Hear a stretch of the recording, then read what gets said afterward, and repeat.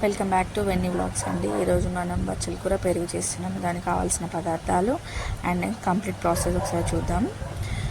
మనం ఏమేమి వాడుతున్నామో ఒకసారి కంప్లీట్గా చూద్దామండి. ముందుగా ప్యాన్ పెట్టేసి కొంచెం ఆయిల్ వేయాలి. దాంట్లో జీలకర్ర యాడ్ చేసిన తర్వాత కొంచెం వెల్లుల్లి వేయాలి. వెల్లుల్లి కరివేపాకు యాడ్ చేసి కొంచెం ఫ్రై చేయాలండి. లైట్గా ఫ్రై చేసిన తర్వాత ఆయిల్ కొద్దిగానే ఉంది కాబట్టి మాడిపోతుంది, కొంచెం ఫ్రై చేస్తూనే ఉండాలి.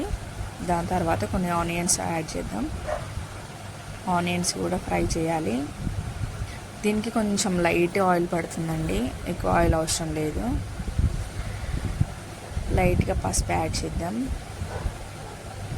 ఫ్రై చేస్తూనే ఉండాలండి, అడుగంటిద్ది, మాడిపోతుంది.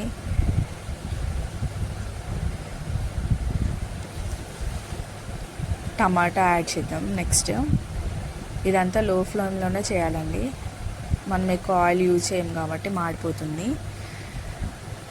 ఫ్రెష్గా కడిగి పెట్టుకున్న బచ్చల కూర కూడా కొంచెం యాడ్ చేద్దాం. ఇదంతా లో ఫ్లేమ్లోనే చేసుకోవాలి. ఒక 5 minutes అట్లా కలిపి వదిలేయాలండి. చాలా బాగుంటుంది ఈ కర్రీ. మన ఇంట్లో ఏం వెజిటేబుల్స్ లేనప్పుడు ఈ కర్రీ ట్రై చేయండి తప్పకుండా, చాలా బాగుంటుంది. కొంచెం సిమ్లో ఉండడం వల్ల చిన్నగా మగ్గుతుంది. అది ఆయిల్ ఎక్కువ పట్టదండి దీనికి, చాలా బాగుంటుంది. అలా మగ్గుతున్నప్పుడు కొంచెం బియ్యం పిండి తీసుకోవాలండి. ఉండలు లేకుండా కలిపి పెట్టుకోవాలి. కలిపి పెట్టుకున్న తర్వాత దాన్ని ఉండలు లేకుండా మొత్తం కలిపేసుకోవాలి. మనం కలిపేసి దాంట్లో యాడ్ చేయాలి. మనము బియ్యపిండి వేస్తాం కాబట్టి మనం కలపకుండా అలాగనే వదిలేస్తే ఉండలు కట్టేస్తుంది. మనము బియ్యపిండి వేసిన తర్వాత కొన్ని వాటర్ యాడ్ చేసి కలుపుతూనే ఉండాలి. గడ్డలాగా అయిపోతుందండి. మనం సిమ్లోనే ఉంచి ఈ కంప్లీట్ ప్రాసెస్ అంతా చేయాలి. ఉండలు అవుతుంది కాబట్టి మనము నార్మల్గా కలుపుతూనే ఉండాలి. దాని తర్వాత కొంచెం కారం యాడ్ చేసుకోవాలి. మనము కలుపుతూనే ఉండాలి. బియ్యపిండి కాబట్టి ముద్దగా అయిపోద్దండి. మనం కొన్ని వాటర్లోనే అది మంచి కుక్ అయిపోతుంది అన్నమాట. మనకి సరిపడంత కారం వేసేసుకోవాలి. కొంచెం సాల్ట్, కారం వేసుకోవాలి.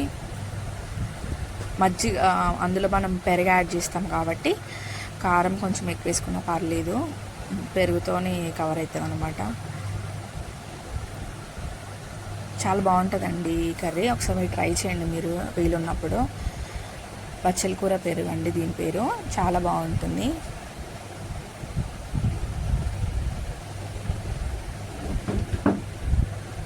ఇది వండుతుంటేనే చాలా స్మెల్ వస్తుంటుంది, అసలు టెంప్టింగ్ ఉంటుంది అనమాట. అంత బాగుంటుంది, సూపర్ టేస్ట్ ఉంటుందండి. అది మజ్జిగ కూడా ఒకసారి కలిపి పెట్టుకోవాలి. పెరుగుని అది కూడా యాడ్ చేయాలి. యాడ్ చేసి మంచిగా కలుపుకోవాలి. ఈ మజ్జిగ కూడా దాంట్లో మంచిగా కలిసిపోయేలాగా కలుపుకొని ఒక 5 minutes మంచిగా కుక్ చేసుకోవాలి. మంచి ప్రాపర్ కుకింగ్ ఉండాలి. మంచి కుక్ అవుతే ఆ టేస్ట్ అనేది, ఫ్లేవర్ అనేది చేంజ్ అవుతుంది. చూడండి ఎలా కుక్ అవుతుందో. ఆ స్మెల్ అనేది చాలా బాగుంటుంది.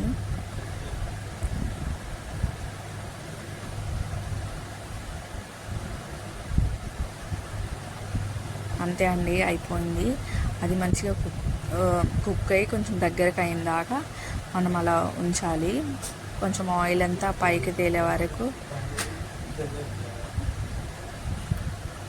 అంతే అండి, రెడీ అయిపోయింది. సర్వ్ చేసుకుని